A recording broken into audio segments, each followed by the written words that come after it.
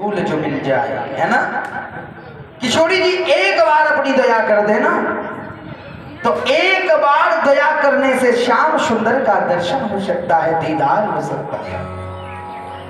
क्योंकि कहा जाता है न तो कोई योग, न कोई जप, न कोई तप इतनी जल्दी भगवान से नहीं मिला सकती, प्यारे से नहीं मिला सकती, कृष्ण से नहीं मिला सकती जितनी जल्दी किशोरी जी की कृपा मिला सकती है। इसलिए आपने देखा होगा 6 दिन से लगातार कथा चल रही है और कोशिश यही है कि जितना राधे राधे बोल लिया जाए उतना कम है। लेकिन फिर भी दुर्भाग्य है कहीं लोगों का, संसार के लोगों का, कि इतनी सुंदर निरंतर कथा, प्रेम गंगा, ज्ञान गंगा, रस से भरी ये कथा का आनंद बरस रहा था, लेकिन फिर भी हमारे दुर्भाग्य ने इस कथा का आनंद नहीं लेने दिया। कहते हैं मेरे प्यारेओ, आचार्य सुखदेव ने बताया राजन, भगवान का पहला विवाह हो गया किसके साथ में? मैया रुक्मिणी के साथ में। और देखिए, जो दुनिया वाले कहते हैं ना भगवान विवाह कर लेते हैं अपने तरीके से, हम कर लेंगे तो कहा बुरा है जाएगा। तो मेरे प्यारे आप ध्यान से सुनना, भगवान ने 16,108 विवाह किए। कितने किए? 16,108। लेकिन एक भी विवाह अपनी मर्जी से नहीं किया। पहला विवाह किया मैया रुक्मिणी से, तो दाऊ बाबा को भी पता है, बड़े भैया को भी पता है ना, कि ब्याह करने के ताई जा रहे, छुप के नहीं गए। और उधर रुक्मिणी मैया के पिताजी को भी पता है, क्योंकि उन्होंने पहले आज्ञा ली है, तब जाकर के भगवान को अपना पति स्वीकार किया है। और दूसरी बात मैं आपको बता दूं, जो रुक्मिणी मैया, मैंने आपको बताया कि रुक्मिणी मैया कोई साधारण नहीं है, स्वयं लक्ष्मी है, और लक्ष्मी सिर्फ और सिर्फ नारायण की होती है। तो मेरे प्यारे, जो काम भगवान करते हैं वो काम हम नहीं कर सकते। भगवान ने 7 कोस के गिरिराज जी को कनिष्ठ का उंगली के नख पर उठा लिया, लेकिन हमसे 1 किलो वजन, 1 किलो वेट नहीं उठेगा एक उंगली पर, है ना। कोई 1-8 किलो का पत्थर मिल जाए, कहो भैया उठा लो, भगवान करते हैं ना, तुम्हें भगवान की है, भगवान के रास्तों पर चलना है, करके देख लो, तो हमारे पैर खिसक जाएंगे। इसलिए मेरे प्यारे, समझिए, जानिए, पहचानिए, जो भगवान कर सकते हैं वो काम हम जिंदगी में कभी नहीं कर सकते, कि वो गोविंद है मेरे प्यारे, और हम एक मानव है, एक इंसान है। समझेंगे, जानेंगे, पहचानेंगे। और कहा जाता है, आचार्य सुखदेव ने बताया राजन, विवाह पहला हुआ रुक्मिणी मैया के साथ में, और कहा जाता है कि जब शिव तीसर नयन उघारा और निरखत काम भयं जग छारा। जब देवताओं की कामना के लिए भगवान शंकर की समाधि को तोड़ने के लिए किसको भेजा गया? कामदेव को। और जब कामदेव को भेजा गया ना, तो समाधि तोड़ तो दी, समाधि खुल तो गई, लेकिन भजन में, तपस्या में बाधा पड़ने पर काम के द्वारा भगवान शंकर का क्या हुआ? तीसरा नेत्र खुल गया। और जैसे ही तीसरा नेत्र खुला तो क्या हुआ? सब जल करके कामदेव भस्म हो गए, जल करके भस्म हो गया। और जब कामदेव जल करके भस्म हो गया तो कामदेव की पत्नी रति महादेव के चरणों में पड़ी है, महादेव आपने ये क्या कर दिया? अरे हमारे पति कोई अपने लिए नहीं आए थे, देवताओं के कहने पर आए थे, इनका क्या दोष? इन्होंने तो संसार के कल्याण के लिए ऐसा किया था, आपकी समाधि तोड़ी थी। इनका क्या दोष है? और फिर एक बात आपको पता होना चाहिए, मेरा इनके सिवाय जीवन में कौन है? और आपने इनको जला करके राख कर दिया। भगवान शंकर कहते हैं अब तो जल करके राख हो गया, अब तो कुछ होने वाला नहीं, लेकिन चिंता मत करो, चिंता मत करो, समय आएगा। कौन सा? जब भगवान का पहला विवाह होगा कृष्ण का द्वारिकाधीश का, तो जाकर के क्या होगा? उनसे एक पहला पुत्र प्राप्त होगा जिसका नाम रखा जाएगा प्रद्युम्न, है ना? प्रद्युम्न रखा जाएगा। और कहते हैं प्रद्युम्न जी बड़े होकर के सम्रासुर का वध करके पत्नी को लेकर श्री द्वारिका धाम में आ जाएंगे। टेंशन मत लो, तुम्हें प्राप्त हो जाएगा तुम्हारा पति। कहते हैं मेरे प्यारियों, प्रद्युम्न जी तो वहां से गए, तब तक भगवान श्री कृष्ण ने क्या किया? 16,108 विवाह किए। अब एक तो हो गया वहां, तो रह गए कितने? 107। तो जब प्रद्युम्न जी चले गए, जब तक वापस आए हैं तब तक भगवान ने 16,107 विवाह और किए हैं। और जब इतने विवाह की कोई कथा सुनता है, बात सुनता है, तो इस मानव की बुद्धि चकरा जाती है, समझ नहीं पाता, फिर चल देता है भगवान के रास्ते पर। कि देखो भगवान ने इतने विवाह किए और हम 2-4 कर लेंगे तो क्या बड़ी बात है? तो उनके लिए ध्यान से सुने ये कथा। आचार्य सुदेव कहते हैं राजन, एक बार की बात है कि देखो भगवान कृष्ण द्वारिकाधीश अपनी सभा में बैठे हैं, उनसे मिलने के लिए आए हैं सत्राजित। और सत्राजित महाराज बड़े ही प्रतापी हैं, आए हैं उनसे मिलने के लिए। तो कहा जाता है जो महाराज सत्राजित है ना, उनके घर में एक मणि है, स्यमंतक मणि। और ये स्यमंतक मणि क्या करती है कि सुबह सुबह इसकी होती है पूजा, और जब उसकी पूजा हो जाती है प्रातःकाल, तो 8 भार यानी कि 2 क्विंटल सोना रोज देती है। कितना सोना रोज देती है? 2 क्विंटल। अब विचार करेंगे कि तुम्हारे पास कितना सोना होएगा? 10-20 ग्राम, 50 ग्राम, 100 ग्राम है? 100 ग्राम सोना बनाने में सारी कर्म हो जाती है सब जिंदगी की, है? आन बान शान न जाने कितनी बेईमानी, कितनी चोरी, कितनी झूठ, कितना फरेब। ये स्थिति है हमारी और आपकी। लेकिन महाराज सत्राजित के यहाँ 2 कुंटल रोज सोना आता है। अब सोच लो 1 साल का भी अगर धन जोड़ा जाए तो कितना हो गया, कितने बड़े धनाढ्य होंगे। लेकिन भगवान ने द्वारिकाधीश ने कहा, महाराज सत्राजित एक काम करो, देखो तुम्हारा परिवार, तुम्हारा क्षेत्र बहुत छोटा है ना, तो जाके ताई तुम इतने धन का क्या करोगे? है? कहा जाता है जब हमारे घर में धन अधिक हो जाए तो हमें दान करना प्रारंभ कर देना चाहिए। क्यों?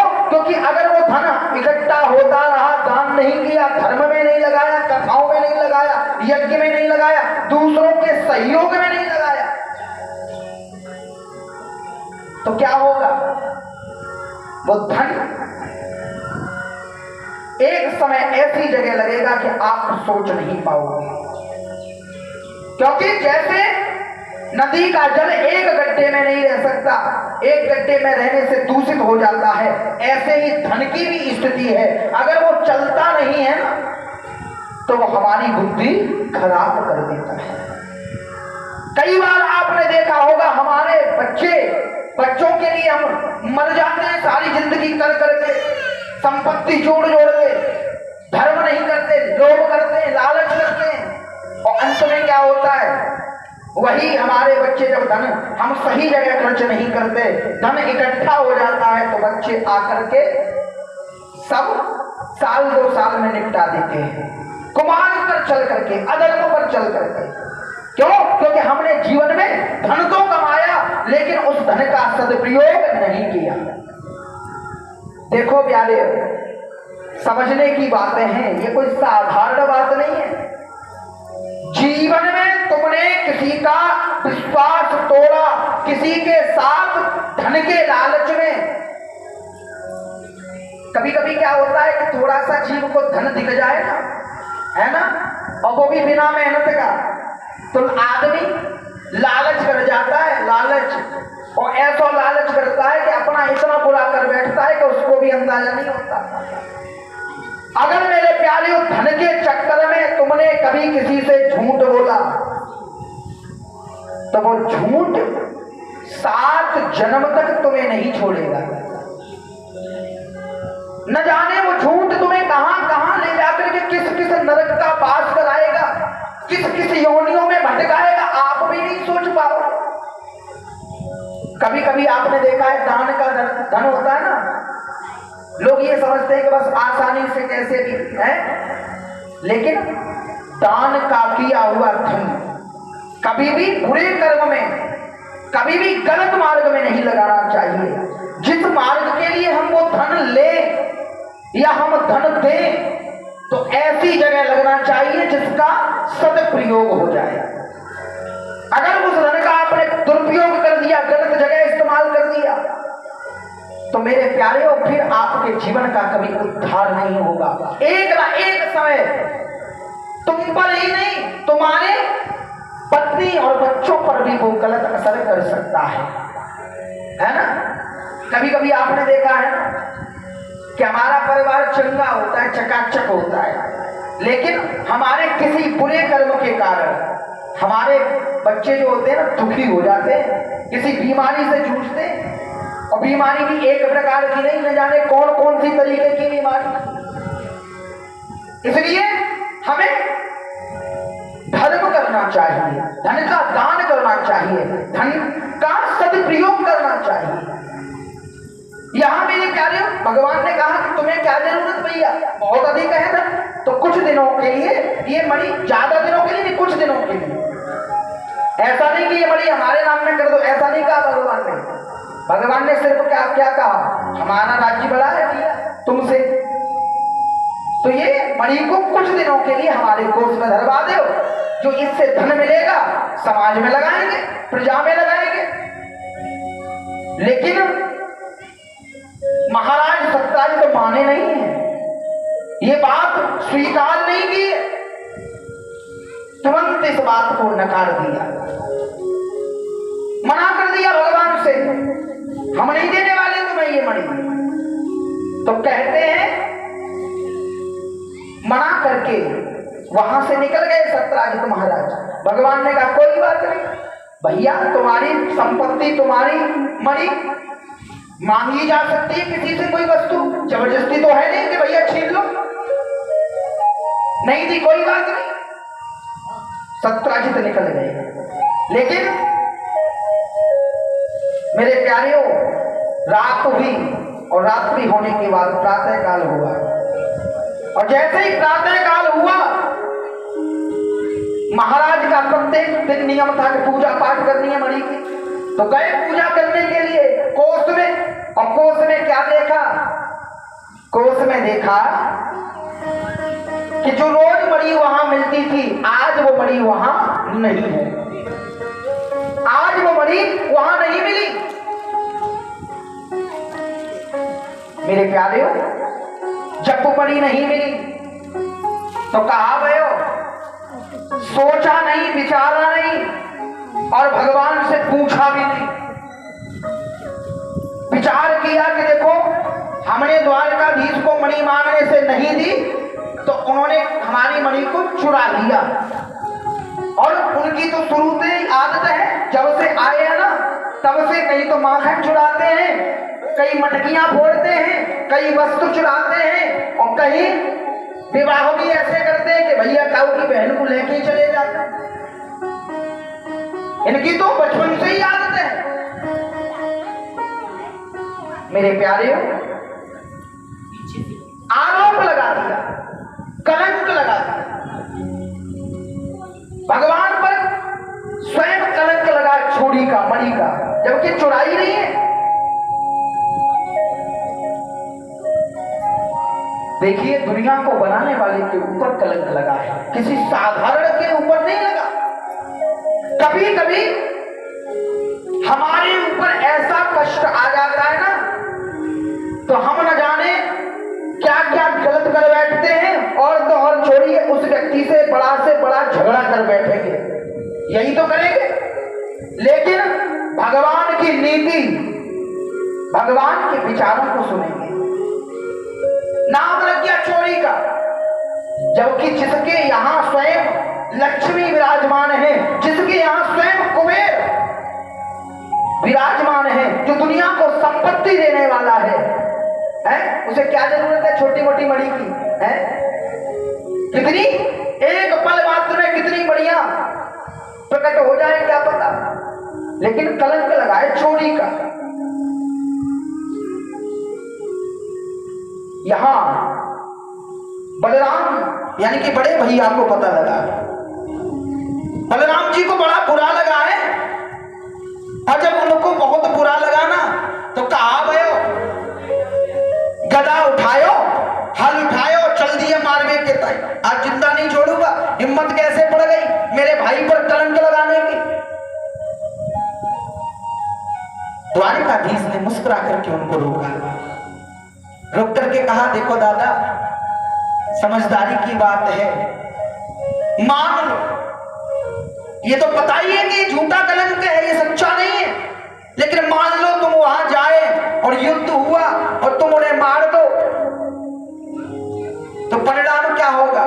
दुनिया वाले क्या कहेंगे? ये नहीं कहेंगे कि इन्होंने चोरी नहीं की, दुनिया वाले ये कहेंगे कि देखो, एक तो चोरी की, और अगर बात कर दी, आरोप लगा दिया, तो थोड़ा सा कमजोर समझ करके उसे मार दिया। फिर एक कलंक नहीं, दो कलंक लग जाएंगे, एक तो चोरी का और एक मृत्यु का, मारने का, हत्या करने का। तो इसलिए एक काम करो ना, ये उपाय नहीं है, साधन नहीं है इस कलंक को छुटाने का, साधन एक ही है। कोशिश करो, पता करो कि मणि गई तो गई का। मेरे प्यारे हो, आज द्वारिकाधीश ने मणि को खोज करने के लिए रथ निकाला और रथ पर सवार होकर के चल दिए, रथ पर सवार होकर के चल दिए। और जैसे ही रथ पर सवार होकर के चले ना मणि की खोज में, तो कहते हैं खोजते खोजते खोजते खोजते एक जंगल की तरफ पहुंचे, और जैसे ही जंगल की तरफ पहुंचे ना, तो क्या देखा? सत्राजित के एक भाई हैं जिनका नाम है प्रसेन।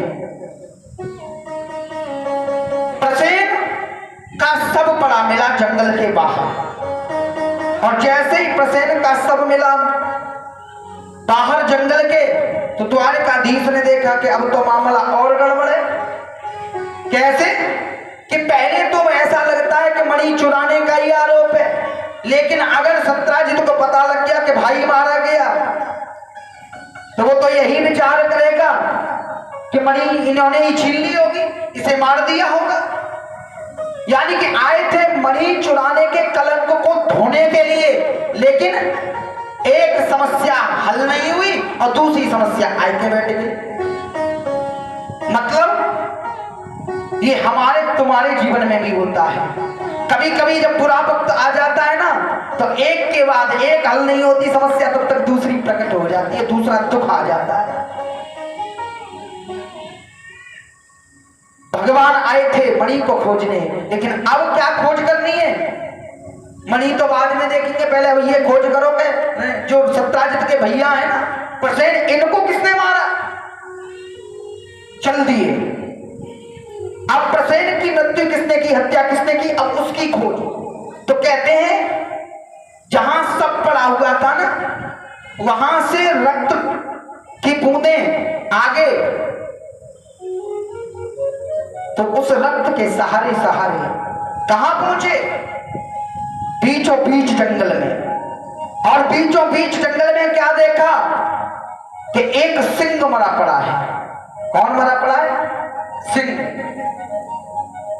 अब द्वारिकाधीश और समस्या में कि अब तो बुद्धि सुलझ नहीं रही, उलझती चली जा रही है, मैटर उलझता चला जा रहा है, समझ में नहीं आ रहा। पहले मणि चोरी होना, फिर प्रसेन का मारा जाना और आगे सिंह का मारा जाना।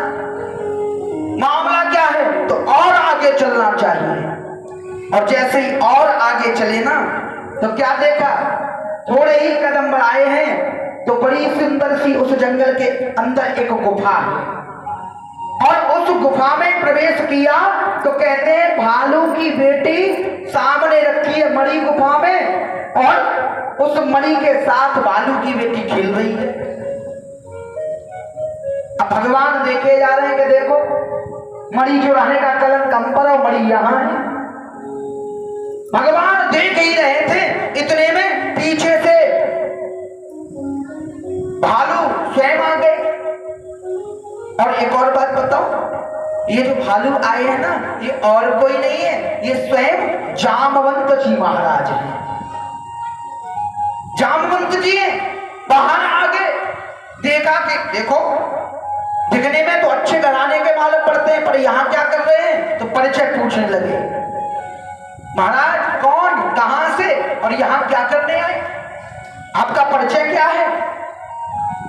जैसे ही पूछा भगवान से परिचय, तो कहते हैं मैं द्वारिका का राजा, द्वारिकाधीश, वसुदेव देवकी का पुत्र, और मैं यहां मणि की खोज में आया हूं जो तुम्हारी बेटी इस मणि से खोज रही, खेल रही है।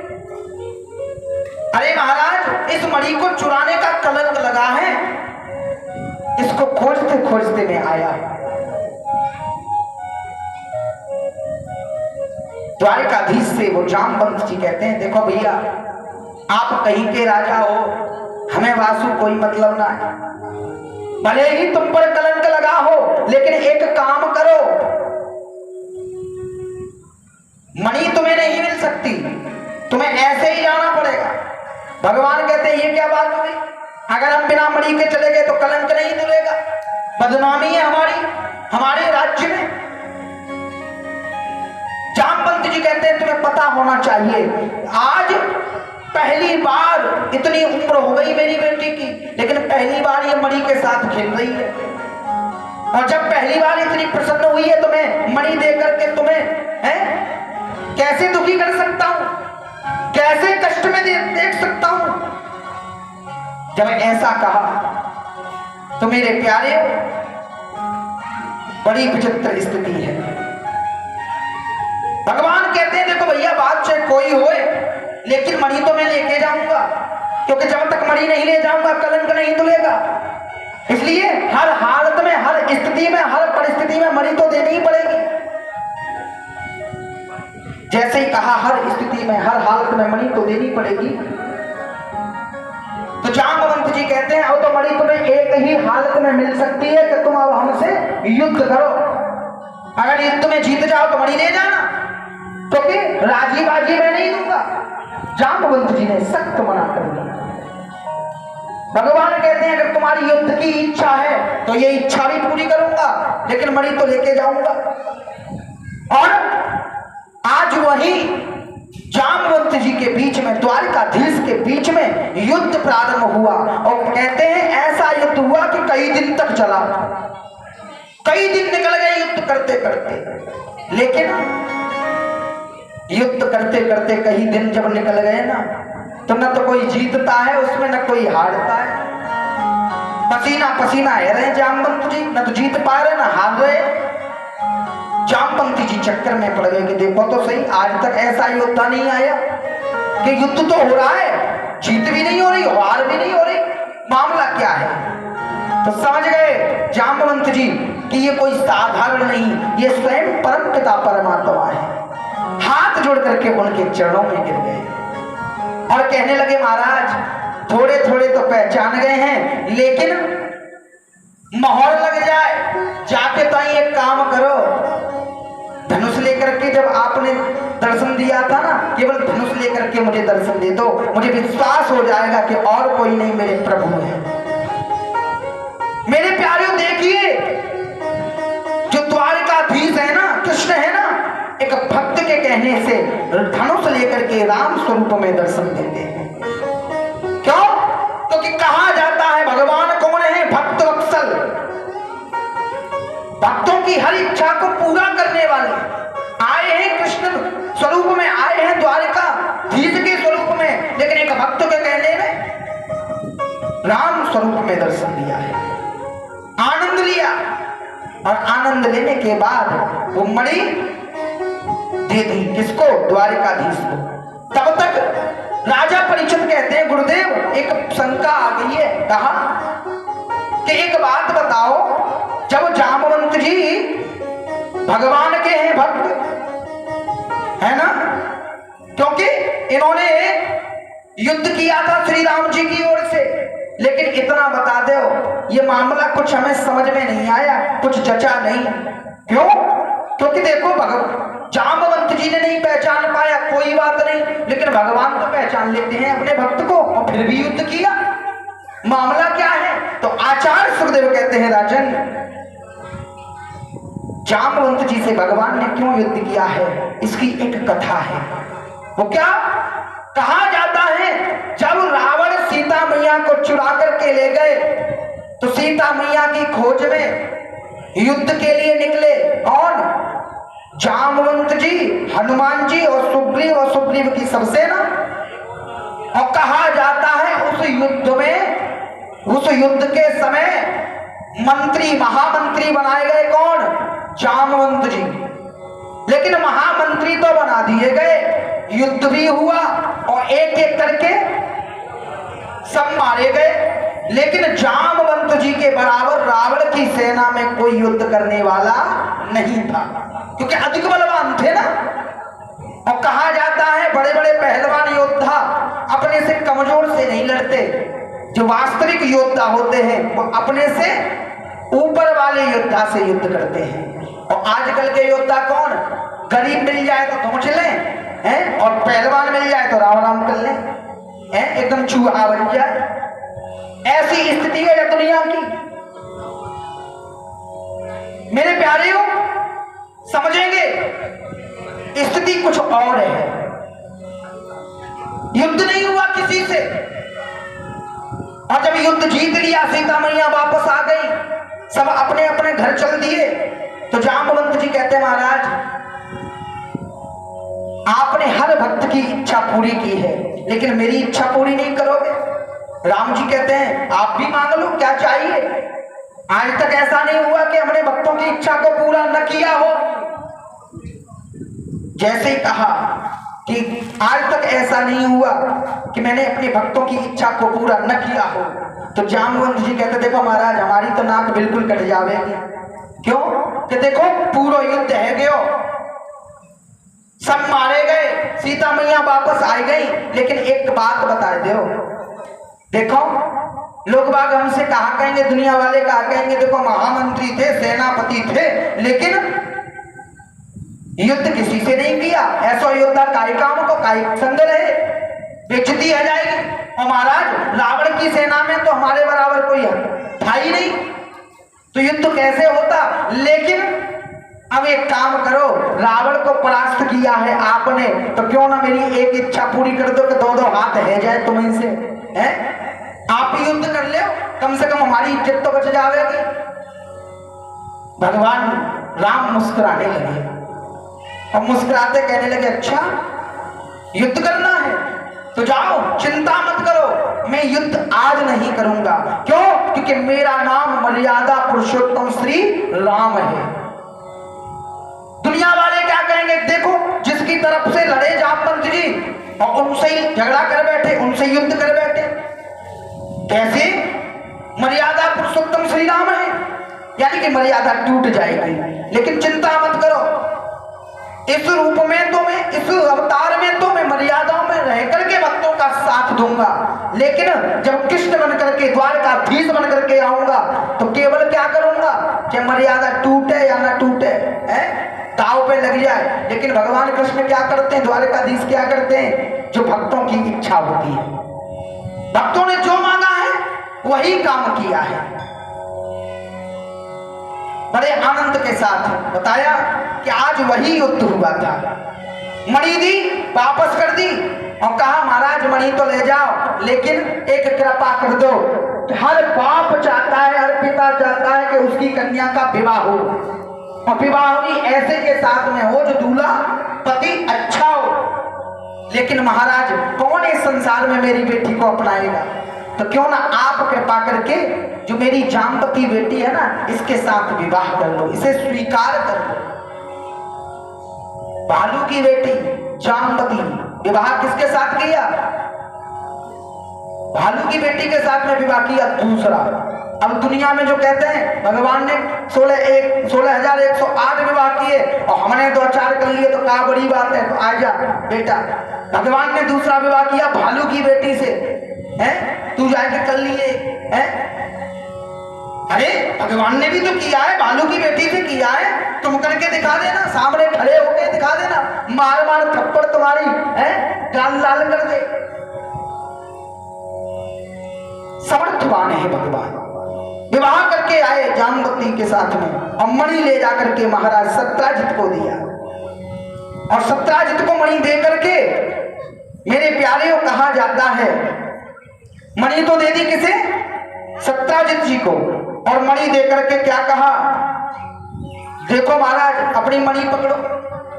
तो सत्राजित कहने लगे हाथ जोड़ के, हे प्रभु हमें क्षमा कर दीजिए, हम पर कृपा कर दीजिए। क्यों?